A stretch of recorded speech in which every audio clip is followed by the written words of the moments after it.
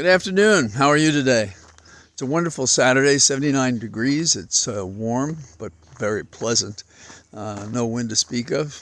And I spend most of the day indoors, so this is a special, special pleasure. Reading transcripts, that's one of the things lawyers do a lot of. You lawyers and paralegals and litigants out there know what I'm talking about. So, on this weekend, we are told no less than the Speaker and the President of the United States, probably by their staffs, are discussing what they're going to do to and how they're going to raise the debt limit. And of course, McCarthy, the Republican leader, the Speaker, he wants to link the two together, that is, with certain spending requirements. And a couple of poison pills, in my opinion, are to add on work regulations if someone gets nutrition assistance. Isn't that an interesting idea? We want you to work for your supper. To freeze or eliminate the student loan package, to compromise the climate change provisions that have been in the legislation already, and generally spending cuts. That's what McCarthy wants. However, they want to be able to increase defense spending. Isn't that perfect? Isn't that an ironic thing to think about on Memorial Day, when we think about those who died for our country in combat? The bitter thing about today, it seems to me, is those who died in wars that never should have happened. And this is not a thing that's difficult to calculate. You know, we think of Iraq. Why? Never should have been there. We think of weapons of mass destruction. Never found there. In the case of Vietnam, we find out that our defense secretary was basically lying about both the strategy and the numbers. And the numbers lie was that we were going to win by killing more of them than they would kill of us. And we lied about those numbers, so people die for no damn good reason. And my neighborhood, where they were playing out the draft,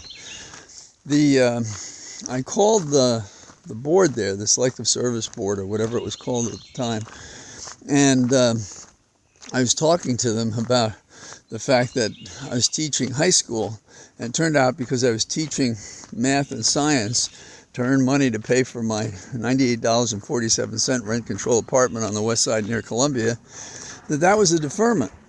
I had no idea. And so, until my number came up and it was low enough, I really wasn't exposed. But what the lady told me was that the people who went from our neighborhoods, 143rd and Willis Avenue and places like that in the South Bronx, that those people were coming back in body bags. They were being put in harm's way more than others. And the theory, no question about it, was, well, this is a neighborhood in which we can afford to lose these people. Oh, harsh, cynical. This doesn't take anything away from those who sacrificed their lives and their times and to this day suffer some disability from that. But let's face it, not all wars are equal. Not all wars should have happened. Not all wars treat the men and women who serve the way they should be treated. My own uncle, Charlie Flannery, my brother was also named Charles Flannery. He was abroad during the war, and he came up from the southern part of the Shu of Italy, and they had a landing party with Patton, and you had to get your own weapons because he didn't have a weapon when he landed, and he did. And they fought up through Italy. But one evening, while they were standing near a truck and he was getting coffee or something, he was shot in the chest. He carried him a decent distance. He spent a good period of time after that in a camp before he was released when the war was over. And he came back thin as could be. That was before I was on the scene, so I didn't see it, not in person, but I saw pictures. And he had been badly operated on to recover from the shooting. And when he needed blood, they wouldn't give it to him, and he bled to death. And my family, with this youngster at that time, heard them all say how unfair it was what he did for the nation and how he suffered that he couldn't get the blood that might have saved his life. So, Memorial Day, something like what we go through right now on this weekend. We have McCarthy and his evildoers who want to compromise the general welfare in favor of having funds for their favorites. Democrats are afraid that Biden will compromise too easily. And I suppose if their predictions are right this time, and you know that these guys are not often very accurate about it, we'll know this weekend what the package finally looks like. And then we'll see who walks away from what. And that is to say, how many Democrats would McCarthy need to put together a compromise? Too many Democrats means bye-bye McCarthy, in my opinion. So we'll see how that plays out.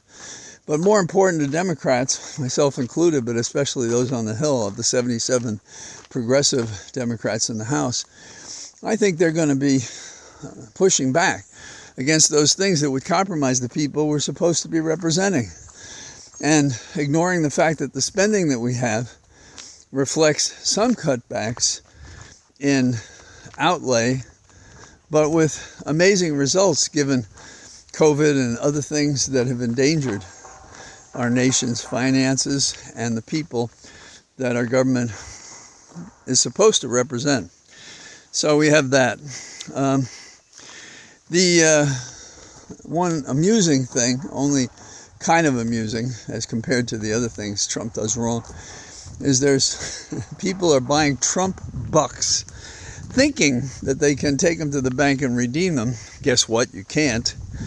And somebody who bought $2,200 of these bucks with the picture of Trump on them, give me a break, found he's out that money, and now Trump is nowhere to be found as having anything to do with the affair, and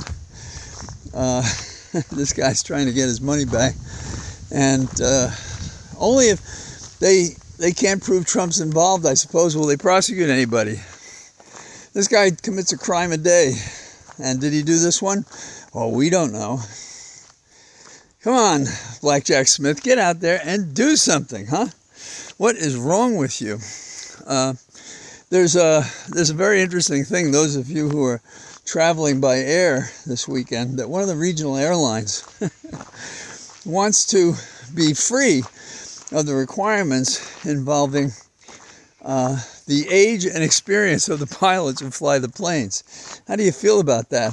You know, there are books about how a pilot comes into the system, and the first 100 hours that they fly, and I mean not as a passenger, fly, then they get safer and safer with time, experience. And there are and should be tests, eyesight and so forth, to confirm that a person should be in the pilot's seat. Years ago, I was with a law firm in New York, and we represented all the airlines in the United States. And I got to work with some of these amazing people, and they were very careful about it. And you know, the way they talked is, if you had been a former bomber pilot, that's who you want flying these big planes. You don't want somebody who was a fighter pilot. Now, the truth is that fighter pilots adjusted and flew well, as did bomber pilots. But there's this prejudice among the fly boys and girls that who is better and who's better for what position under what circumstances.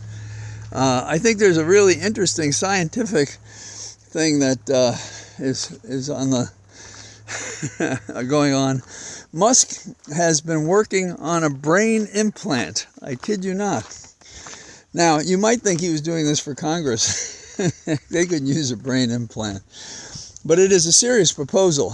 It creates well, a certain package of material is in fact attached to the brain, and there's a programming that is hoped may at a basic level give function where function has been lost by a nervous disease or other. So it could be the beginning of the bionic man, and the Food and Drug Administration has approved it for human trials. So it hasn't been tried on humans yet, and I don't know how those requirements would work. And Musk made some remark about, well, it's sort of like you want iPhone 1 or iPhone 14. So which of these versions of brain implants do you want, and when? And the answer is there are going to be generations of these things if the science continues to be as fruitful as he hopes. And he's a very complicated guy. Don't get me wrong, I'm not praising his politics, but the way he puts together some of these things is astonishing. And this doesn't look like it's BS. So, no, I don't intend to get one. I'll continue along with my brain such as it is. Returning to Memorial Day, this is not a day in which you say congratulations to anyone, because the people we celebrate are those for whom we're putting a flower, a poem, singing a song, lighting a candle for the grand sacrifice they made for this nation. And we understand the value of orders, and these amazing people who often at a young age go into combat and then risk their life and die. And there are all these other people who come back who are alive, but with PTSD and different kinds of disabilities. They continue to give and sacrifice, though alive. So I think of my uncle especially, and he was quite a character.